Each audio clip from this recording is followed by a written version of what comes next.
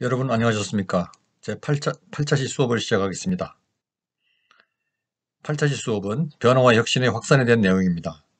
혁신이 만들어지면 이것이 널리 전파되어 국가나 사회 또는 조직체가 변화해야 하는데, 그러려면 이것이 확산되어야 합니다.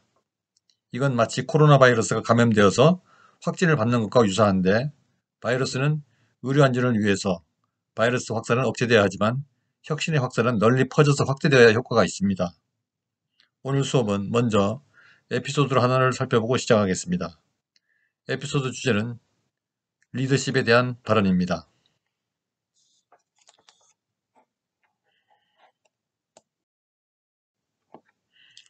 오늘 수업의 목차를 보면 다른 시간처럼 수업 전에 먼저 에피소드 하나를 살펴보고 시작하겠습니다. 그리고 오늘 수업의 주제인 변화의 확산, 확산의 과정, 확산과 사회 시스템의 역할, 그리고 혁신의 측정에 대해서 학습을 하도록 하겠습니다.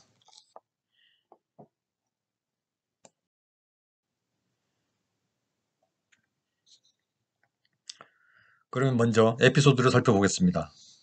많은 사람들이 리더십에 대해서 이야기를 하였습니다. 이걸 한번 읽어본다면 리더십에 대한 간단한 개념을 머릿속에 넣는 데 도움이 될 것으로 믿습니다. 피터 드러크는 리더십이란 인간의 시야를 넓혀주고 높은 업적을 달성하게 하며 보통의 레벨을 넘어선 인격을 도달시키는 데 있다고 했습니다.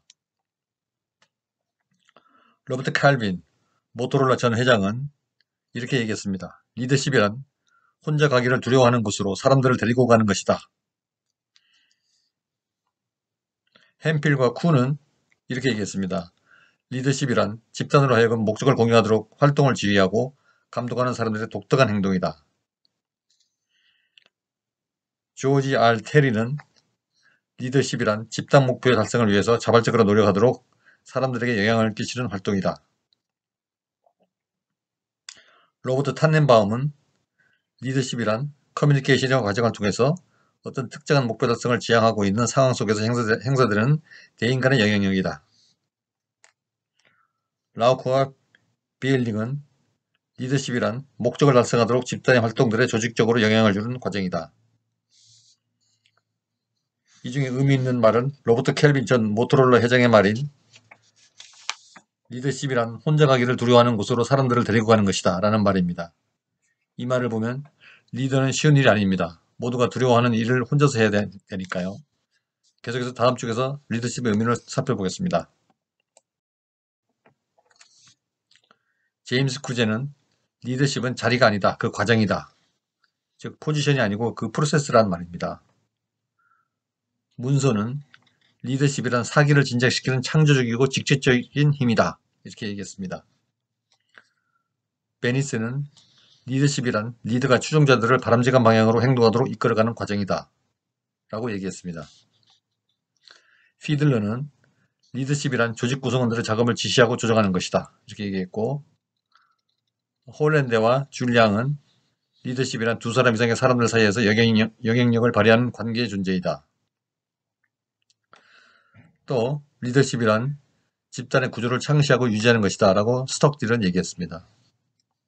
바스는 리더십이란 부하들을 변화시키고 성취할 수 있는 목표의 비전을 창조하고 그 목표들을 성취할 수 있는 방법을 명확히 표명하는 것이다 라고 얘기했습니다. 피터는 리더십은 비전이요 우렁찬 응원가요 열정이다 라고 얘기했습니다. 리더십은 바람직한 기회를 창조하도록 자원들을 집중시키는 행위이다라고 캠프벨은 얘기했습니다. 보비는 리더십은 조직 목적을 달성하기 위해 타인들에게 영향력을 미치고 그들을 동기부여하는 능력이다라고 얘기했습니다. 이 중에 인상 깊은 말은 제임스 쿠제의 말입니다. 즉 리더십은 자리가 아니라 그 과정이다.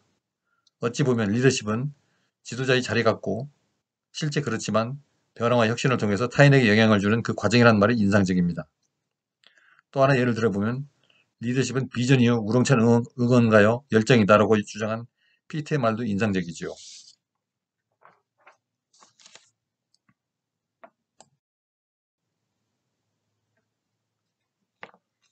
자, 5쪽에서는 다음에 변화의 확산에 대해서 알아보도록 하겠습니다. 선형 혁신 모델이라는 것이 있는데요. 즉 평면적으로 놓고 보아 간편하게 이해할 수 있는 것이 혁신의 확산에 대한 모델입니다. 먼저 새로운 발명이나 아이디어가 나오고 이것은 혁신으로 채택되어 확산이 되는 경우입니다.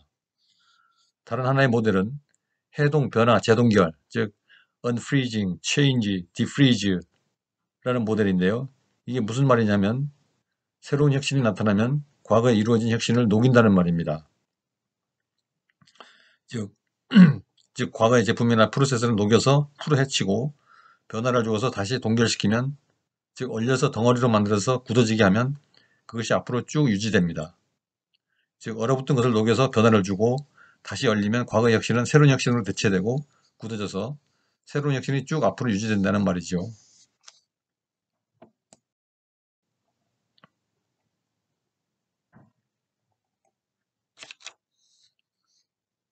그러면 혁신이 확산을 하는 데 있어서 확산의 요소가 무엇인지를 알아보겠습니다. 교재에는 111쪽에 나와 있습니다.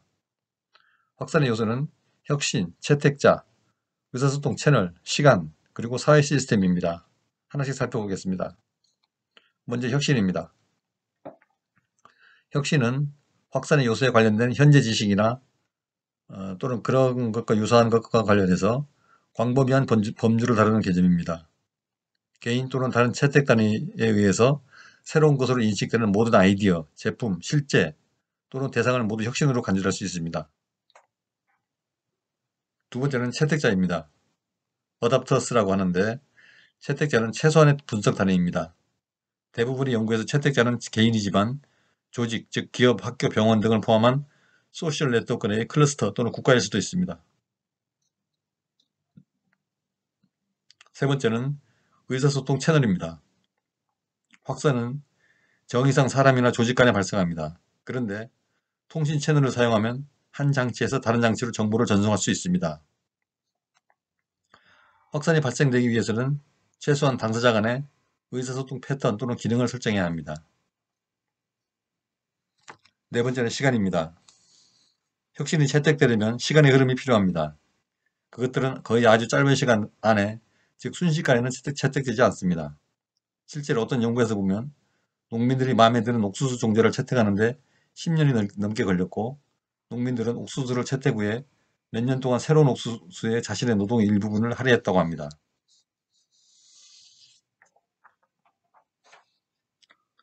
다섯째로 확산의 요소는 사회 시스템입니다. 사회 시스템은 외부 영향과 내부 영향의 조합이라고 합니다. 외부 영향은 대중매체나 조직 또는 정부 명령을 의미하고, 내부 영향은 사회적 관계나 여론 선도자와의 관계를 말합니다. 사회 시스템에는 많은 역할이 있으며 그 내부 영향과 외부 영향의 조합은 잠재적인 채택자에게 미치는 총영향을 나타냅니다.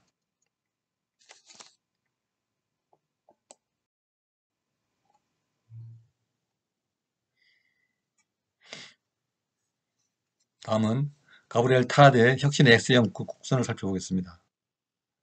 혁신의 확산 이론을 맨 처음 비주얼하게 보여준 학자는 가브리엘 타르데의 혁신의 S형 곡선입니다. 가브리엘은 혁신의 확산 결정 과정을 5단계로 구분하였습니다. 그것은 태도, 지시 형성, 채택 또는 거부 결정, 구현 및 사용, 결정의 확인입니다. 가브리엘이 정리한 확산의 S형 곡선은 그림과 같은데 왼쪽 첫 번째 곡선은 현재 기술을 보여줍니다. 두 번째 곡선은 현재 성장률은 낮지만 현재 기술을 능가해서 더 높은 수준의 성장으로 이어지는 새로운 기술을 보여줍니다.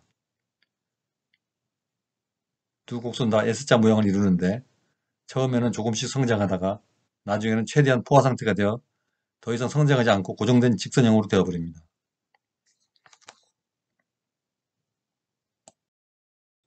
자, 이제 혁신의 확산에 대해서 가장 유명한 로저스의 혁신 확산 곡선을 보면서 이야기를 계속해보죠. 로저스에 의해서 1962년도에 도입된 혁신 확산 모형은 새로운 기술 혹은 혁신이 시장에서 어떻게 수용되고 널리 퍼져나가는가를 이론적으로 설명한 모형입니다. 혁신이 스스로 지탱하기 위해서는 혁신이 널리 채택되어야 합니다. 혁신이 채택되는 과정에 어느 시점에서 급격한 확산이 이루어지기 위해서는 혁신의 확산 속도나 비율이 임계 질량에 도달하는 시점이 있습니다. 혁신을 채택하는 자의 범주는 혁신가, 초기 채택자, 초기 다수 채택자, 후기 다수 채택자, 그리고 후발주자가 있습니다. 그래프에 보면은 각각 innovators, early adopters, early majority, late majority, laggards라고 표시가 되어 있죠. 이 그림에서 알 수 있듯이 새로운 기술은 초기에 혁신가 혹은 초기 수용자들에게 전파되고 이후 다수로 전파되는 모습을 보입니다.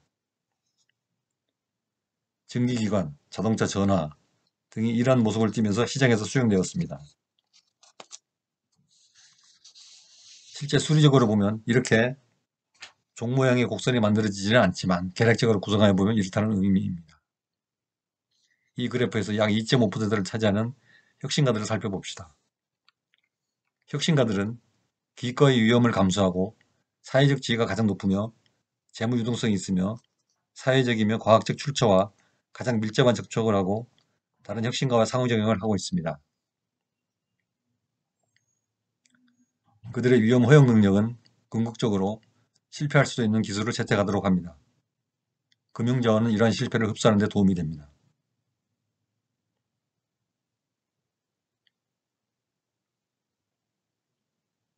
두 번째로 13.5%를 차지하는 조기 채택자를 보죠. 이러한 개인은 채택자 범주 중에서 가장 높은 수준의 여론 선도성을 가지고 있습니다. 즉, 오피니언 리더 그룹이죠. 조기 채택자는 사회적 지위, 재정 유동성, 고급 교육 수준이 높으며 후기 채택자보다 사회적으로 발전되어 있습니다. 그들은 혁신가보다 채택을 선호하는 데 더 신중합니다. 그들은 적절한 의사소통 방식을 사용해서 핵심적 커뮤니케이션 위치를 유지하도록 지원합니다.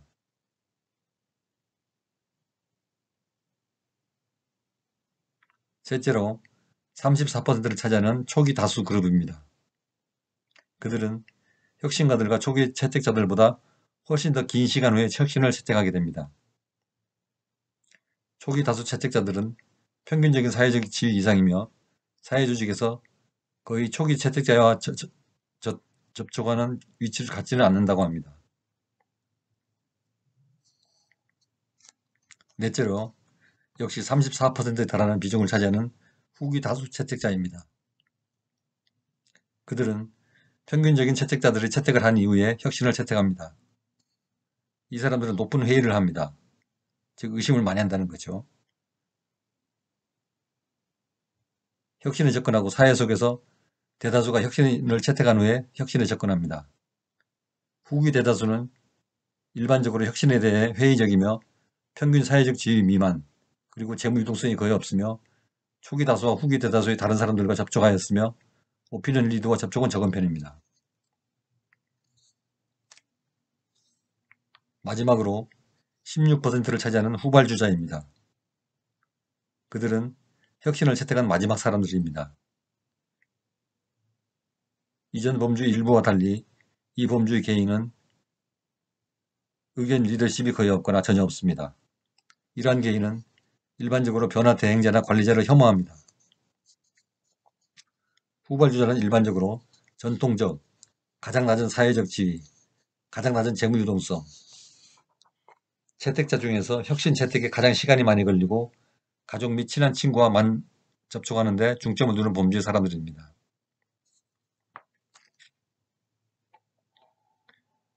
즉, 이 사람들은 제품이나 아이디어가 널리 퍼진 후에 맨 마지막으로 거기에 접속하는 사람들입니다. 이번에 보여주는 그림은 누적적인 모습을 보여주는 혁신 수용 누적 그래프입니다. 혁신에 대한 수용은 시간 흐름에 맞추어서 누적된 형태로 보면 완만한 S자 형태의 그래프를 띱니다. 결국 신기술 혹은 혁신은 조기의 일부 수용자들에게만 전파되다가 기업체들에게 보편화되면서 급격한 증가세를 보이다가 충분히 보급되면서 다시 완만한 모습을 보이게 되는 것입니다.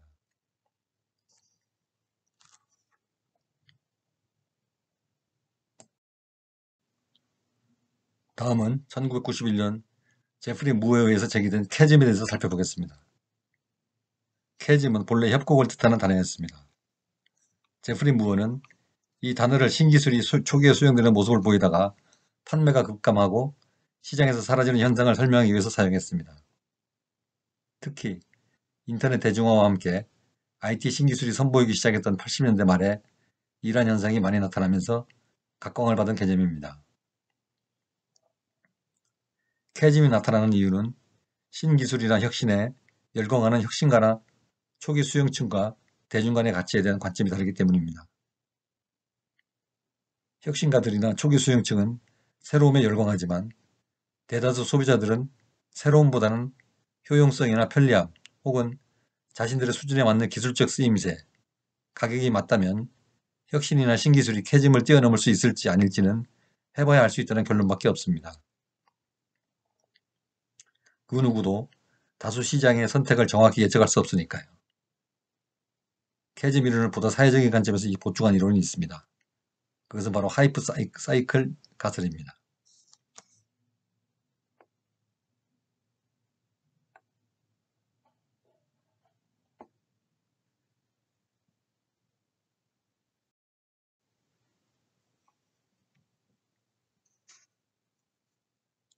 하이프 사이클 이론은 혁신의 과대 포장 주기 이론이라 불립니다. 가트너가 1995년부터 기술에 대한 평가를 하면서 선보인 것이 신기술의 과대 포장 주기 이론입니다. 이 모형은 기존 혁신 확산 모형과 X축은 시간의 흐름으로 같지만 Y축은 수용자의 규모가 아니라 현실성, 즉 주로 언론이나 세간의 관점으로 해석한 것인 현실성으로 바라봅니다. 즉 사회적인 관심도로 인해 특정한 신기술이나 혁신이 과장된 형태로 부각된다고 보는 것입니다. 하지만 초기 혁신가들에게 수용된 이후 그 기술이나 혁신의 부정적인 측면이 드러나면서 급격하게 기술에 대한 비판이 제기되고 수용층은 감소하게 됩니다. 이 감소 현상은 앞서 설명드린 캐즘 현상으로 이해될 수 있죠. 하지만 여기서 끝이 아닙니다. 부정적인 평가에 대한 개선책이 지속적으로 나오면서 어떤 기술이나 혁신들은 다시 그 가치를 재조명받고 시장에 다시 수용되기도 합니다. 가트너는 이 모형을 통해서 매년 신기술이나 혁신에 대해 평가를 하고 위 그래프상 어디에 위치하는가를 발표합니다. 이를 통해서 많은 기업들은 신기술에 대한 시장 내 위상을 파악하게 됩니다. 물론 이 모형에 대해서도 여러 가지 비판이 제기되기도 합니다. 과연 이것을 순환주기로 볼 수 있는 것인지 아니면 그저 단순히 신기술의 시장 수용 결과를 보여주는 것인지 등에 대한 것이 그 비판입니다. 이러한 개념적 모델들이 경영이나 마케팅에 접목될 때 반드시 주의해야 할 것이 있다고 하는데요. 그것은 새로운 것은 한순간 이루어지지 않는다는 것입니다. 아이폰도 시장에서 두각을 나타내기 전까지 거의 3년 이상 시간이 걸렸습니다. 개발 기간까지 더하면 거의 7년 정도 걸렸습니다. 개인용 캡슐 커피 머신인 네스프레소는 1980년대 초에 개발되었지만 실제 상용 제품은 1991년도였습니다. 우리 주변의 많은 신기술의 혁신은 무수히 오랜 시간을 거쳐서 시장성을 갖추고 시장에서 수용되기 시작했습니다. 그런데 많은 기업들은 마치 신제품이 하나 나오면 하루아침에 영광을 거머쥘 것으로 예상하곤 합니다.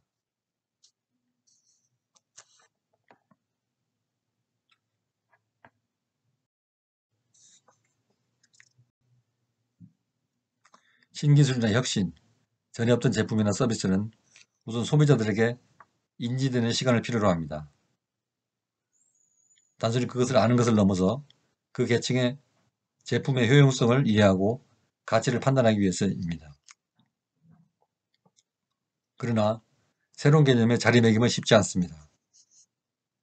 앞에서 살펴본 바와 같이 세 가지 모형 속에 담겨진 why, 즉 왜에 대한 근본적인 답은 해당 신기술이나 혁신이 소비자에게 어떻게 인식되고 평가받는지에 달려있다는 점이 중요합니다. 그것은 단순히 존재를 알고 효용성을 판단하는 것과는 다릅니다.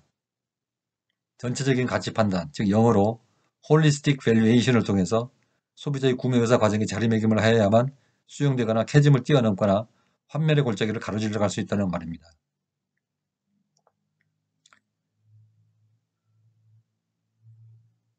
그림이 보여주는 것은 2013년의 하이프 사이클, 혁신의 과대 포장 주기입니다.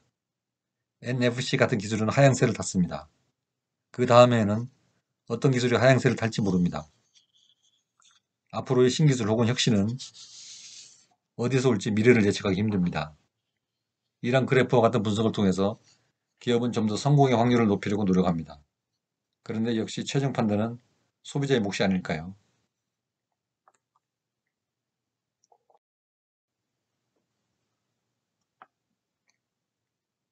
다음은 확산의 과정에서 채택 과정의 5단계를 살펴봅니다. 이 내용은 교재 113쪽에 나와 있습니다. 확산은 5단계 의사결정 프로세스를 통해서 발생합니다. 그것은 비슷한 사회 시스템의 구성원들 사이에서 일정 기간 동안 일련의 통신 채널을 통해서 발생합니다. 이 5단계는 지식, 설득, 결정, 구현 및 지속입니다. 하나씩 살펴보겠습니다. 첫째, 지식 및 인식.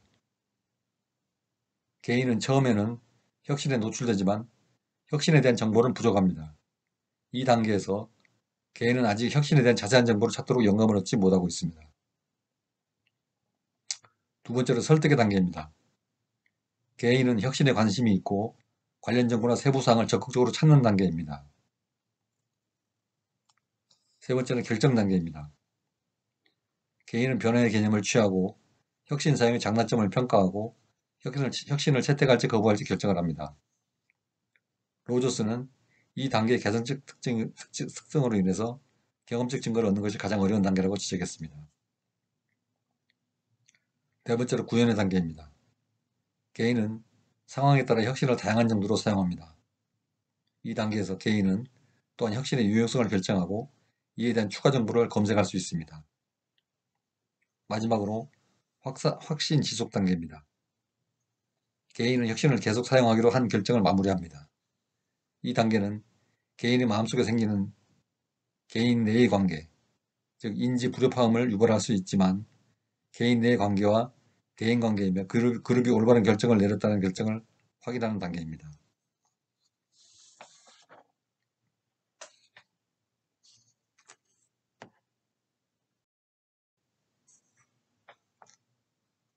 다음은 채택자의 범주에 대한 이야기입니다. 앞에서 설명을 했지만 중요한 사항이라 반복합니다. 이 그래프에서 약 2.5%를 차지하는 혁신가들을 살펴봅시다. 혁신가들은 기꺼이 위험을 감수하고 사회적 지위가 가장 높으며 재무 유동성이 있으며 사회적이며 과학적인 출처와 가장 밀접한 접촉을 하고 다른 혁신가와 상호작용을 하고 있습니다. 두 번째로 조기 채택자는 13.5%를 차지합니다. 이러한 기회는 채택자 중에서도 가장 높은 수준의 여론 선도성을 가지고 있습니다. 즉 오피니언 리더 그룹이죠. 세 번째는 34%를 차지하는 초기 다수 그룹입니다. 그들은 혁신가들과 초기 채택자들보다 훨씬 더 긴 시간 후에 혁신을 채택합니다. 초기 다수 채택자들은 평균적인 사회적 지위 이상이며 사회조직에서 거의 초기 채택자와 접촉하는 위치를 갖지 않는다고 합니다.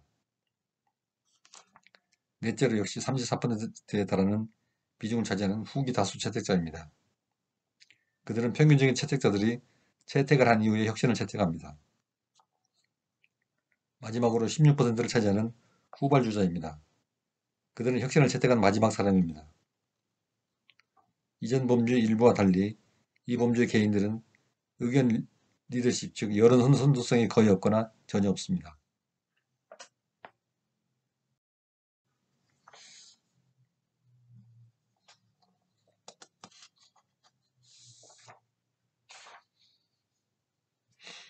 다음 주제는 확산과 사회 시스템의 역할입니다.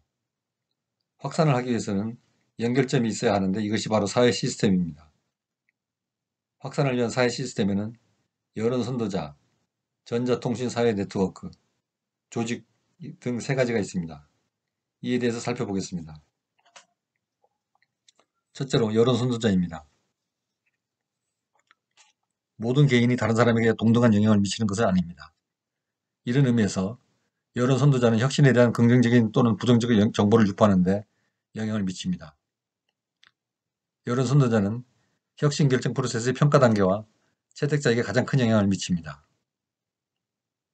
또한 여론 선도자들은 일반적으로 대중매체에 더 많이 노출되고 더 국제적이며 더 많은 변화 담당자와 접촉, 더 많은 사회적 경험 및 노출, 더 높은 사회 경제적 지위를 가지며 다른 사람들보다 더 혁신적입니다. 시카고 대학에서 1950년대 초에 새로운 제품과 서비스 확산에 대한 방송 광고의 비용 효율성을 평가하는 연구가 수행되었습니다. 조사 결과는 여론 선도자는 사연의 계층으로 구성되는 경향이 있으며 계층의 각 수준은 같은 수준의 다른 구성원과 그 아래의 다른 수준에 가장 큰 영향을 미쳤습니다. 가장 낮은 수준은 일반적으로 더 많았고 대량 광고의 대상이 될 수 있는 다양한 인구 통계학적 속성과 일치하는 경향을 보였습니다. 그러나 직접적인 입소문과 사례는 방송 메시지보다 훨씬 영향이 큰 것으로 나타났습니다. 이로 인해서 광고는 가능한 경우 채택을 받지 않는 혁신에 대한 광고가 아닌 혁신이 채택된 다음에 광고라는 것이 효과적이라는 결론을 내렸습니다.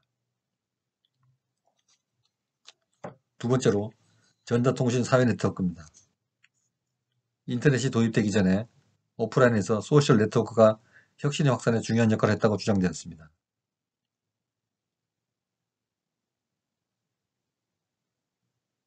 라인과 그로스가 제안한 사회적인 모델은 라인과 그로스가 사용한 시스템 수준 분석에만 의존하는 대신 소셜 네트워크를 채택자 분류의 기초로 사용을 합니다. 웨어라는 학자는 최근 연구에 따르면 특히 지역 및 농촌 지역에서 개인 간 네트워크가 더 강한 커뮤니티에서 훨씬 더 많은 혁신이 이루어지고 있는 점을 발견했습니다. 즉 이 말은 인터넷 등을 통한 네트워크보다는 직접적으로 개인들이 접촉하는 부분에 그 영향이 더 크다는 의미를 주는 것입니다. 세 번째로 조직입니다. 혁신은 종종 집단적 혁신 결정과 권위적 혁신 결정이라는 두 가지 유형의 혁신 결정을 통해서 조직에 의해 채택됩니다. 집단적 혁신 결정은 채택이 합의에 의해서 이루어집니다. 권위에 의한 채택 결정은 조직 내에서 권한이 높은 소수 사람들 사이에서 채택함으로써 발생합니다. 선택적 혁신 결정 프로세스와 달리 이러한 결정 프로세스는 조직 또는 계층 그룹 내에서만 발생합니다. 조직 내에서 특정 계에는 챔피언이라고 하는데 그는 혁신의 배후에서 혁신을 지지하고 반대를 돌파합니다. 이 챔피언은 효율성 비즈니스 모델인 식스 시그마에서 사용되는 챔피언과 매우 유사한 역할을 합니다. 식스 시그마는 전사적인 고객 만족과 제품 품질 관리를 말하는데 이 프로세스에는 개인이 수행하는 혁신 결정 프로세스와 약간 유사한 5단계가 있습니다. 이러한 단계는 의제 설정, 일치, 재정의 구조 조정, 명확화 및 일상화입니다.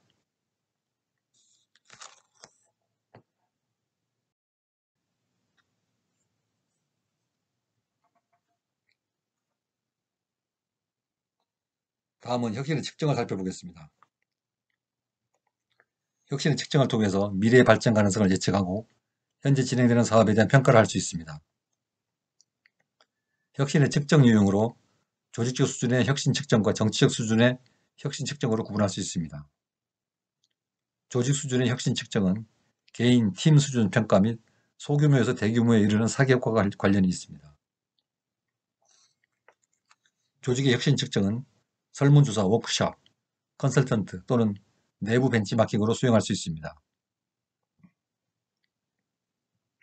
오늘날 조직의 혁신을 측정하는 일반적인 방법은 없습니다. 기업에 대한 측정은 일반적으로 재무, 혁신 프로세스, 효율성, 직원의 기여 및 동기부여, 고객에 대한 혜택과 관련된 비즈니스 측정과 같은 혁신의 여러 측면을 포괄하는 균형 성과표를 중심으로 구성될 수 있습니다. 측정된 값은 신제품에서 들어오는 수입, R&D 지출, 시장 출시 시간, 고객 및 직원 인식 및 만족도, 특허 수, 과거 혁신으로 인한 추가 판매고 등을 포함해서 비즈니스마다 크게 다릅니다.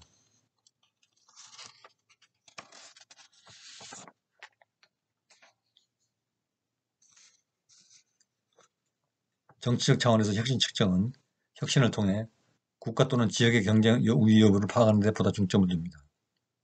이러한 맥락에서 유럽의 품질관리재단과 같은 다양한 평가 프레임워크를 통해서 조직의 역량을 평가할 수 있습니다. 1992년부터 시행된 OECD 오슬로 매뉴얼은 기술 제품 및 프로세스 혁신 측정에 대한 표준 지침을 제시하고 있습니다.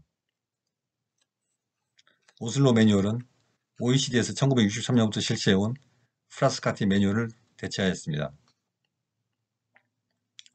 2018년 새로운 오슬로 매뉴얼은 혁신에 대한 더 넓은 관점을 취해서 마케팅 및 조직 혁신을 포함하고 있습니다.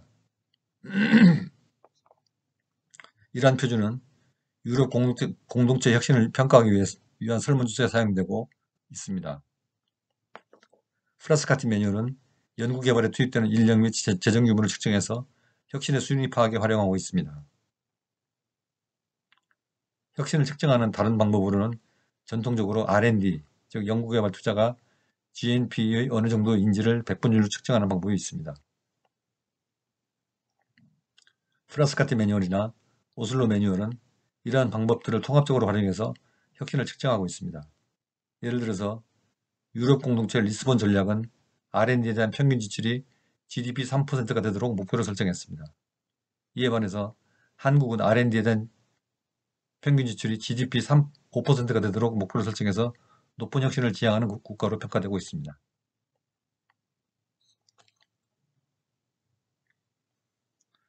혁신 지표에 사용된 요소들은 다음과 같습니다. 이를 5차원으로 분류하면 혁신 프로세스에 대한 투입, 혁신 프로세스에 대한 산출, 혁신 산출의 효과, 혁신 프로세스 활동에 대한 접근성, 혁신 프로세스를 용이하게 하는 요인의 이용 가능성으로 구분할 수 있습니다. 즉, 인풋, 아웃풋, 이펙트, 액세스, 어베일러빌리티 등으로 구분된다는 말입니다.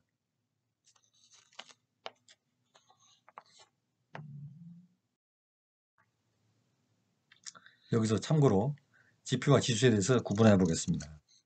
지표는 경제활동의 결과를 숫자 그대로 발표하는 것을 말합니다. 예를 들어서 2011년 국내 총생산 GDP는 1172조 원, 경상수 지역자가 277억 달러, 이런 것들은 바로 지표입니다.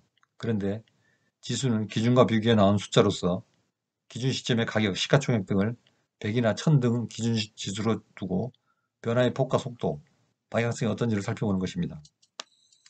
예를 들어 한국 증권시장의 코스피 지수는 1980년 1월 4일에 시가총액을 100으로 정하고 그 이전과 이후를 비교해서 나타난 지수입니다. 그런데 경제지표라고 하면 지표와 지수를 다 포함하는 것을 의미하기도 합니다.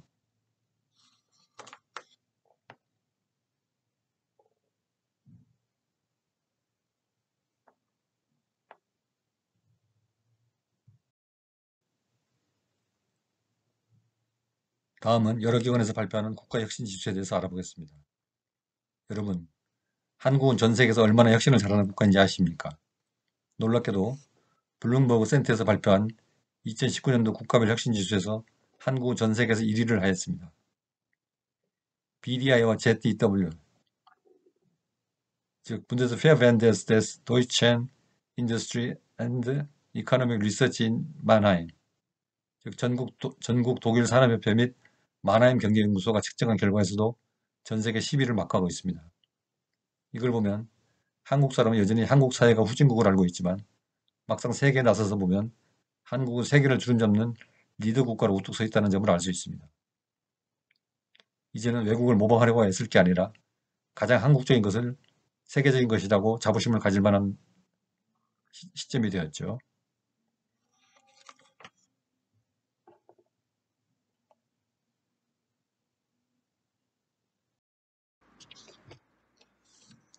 오늘 수업은 여기까지입니다. 강의 내용을 요약하겠습니다. 먼저 수업 전에 리더십에 대한 다양한 말을 정리해 보았습니다. 이러한 정의를 통해서 자신만의 리더십에 대한 이해를 넓히고 개념을 정리하시기 바랍니다. 오늘 수업은 혁신의 확산이 주요 주제였습니다. 혁신의 확산은 가브리엘 다테의 S장 모형에서 시작해서 로저스가 확립한 혁신의 확산 모델에서 혁신 채택자들의 참여행들을 살펴보았습니다. 최근에 나타난 혁신의 캐전 모델을 통해 혁신의 하이프 사이클의 개념을 살펴보았습니다. 그리고 혁신의 과정, 채택자의 범주, 확산과 사회 시스템 역할, 혁신의 측정에 대한 학습을 통해서 확산에 대한 개념을 배웠습니다. 제 9주차는 중간고사 주간입니다. 시험 대비를 위해서 그동안 제시한 퀴즈를 잘 공부하시면 큰 도움이 될 것입니다. 그동안 퀴즈에 응모해서 당첨된 학생은 중간고사를 안 봐도 되니 착오 없기 바랍니다. 중간고사 시험 관련 한 번 더 요약해 드립니다. 중간고사 실시 방법, 비대면 온라인 시험으로 치릅니다. 변화와 혁신의 리더십 AB반에 해당됩니다. 시험 실시 일자는 2020년 10월 20일 10시에서 12시까지 2시간 동안 실시됩니다. 시험 방법은 구글 클래스룸에서 과제방의 PDF 파일에 시험 문제를 열어서 20문제에 대한 답안을 작성해서 문제 번호와 답만 작성해서 제출합니다.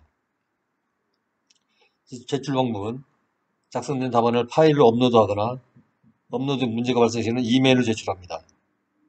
기타 조기 취업자로 승인받은 학생과 퀴즈 당첨자는 중간고사가 면제됩니다. 문의사항은 이준규 교수 휴대전화 010-2038-8829번으로 하거나 이메일로 해주시기 바랍니다. 감사합니다. 다음 주 시험 시간에 온라인으로 뵙도록 하겠습니다. 안녕히 계십시오.